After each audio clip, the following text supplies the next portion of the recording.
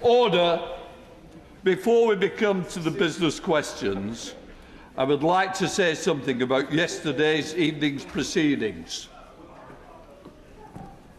The final division of the day on the third reading of the Finance No. 2 bill was subject to intolerable delays in the voting lobbies.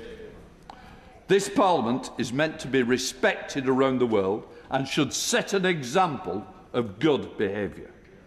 The behaviour in the lobby last night, involving a group of about half a dozen government members, including the Chief and Deputy Chief Whip, was totally unacceptable. I expect better from honourable members and right honourable members. If members are asked to move swiftly through the lobbies, they must do. The fact it took 22 minutes to get a vote through is beyond the pale. I cannot believe the behaviour. It is absolutely not going to be accepted. The sergeant lost his authority because MPs said, "I am not moving." Pretending to be ill, by 7 o'clock they were suddenly well again. If we think that this gives us good standing in the world, it doesn't. It is appalling. We should be ashamed, and I hope that I will be getting letters from the people who were involved in that protest. If the government can't manage the business, maybe they ought to go on a training exercise rather than disrupting the rules of the House. So I say, I expect better from honourable right honourable members. If members are asked to move swiftly, they must move and respect the sergeant.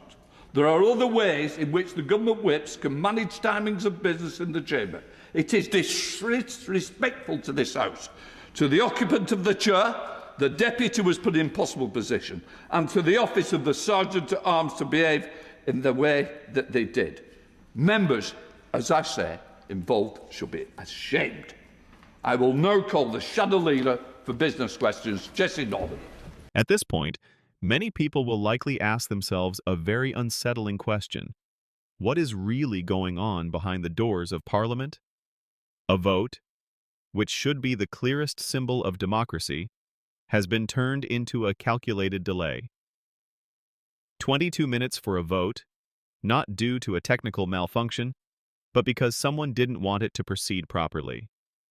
And the most shocking thing isn't the time, but the way they did it, refusing to move, feigning illness, ignoring even the most basic rules. If what we've just seen is true, then this is no longer a matter of individual behavior.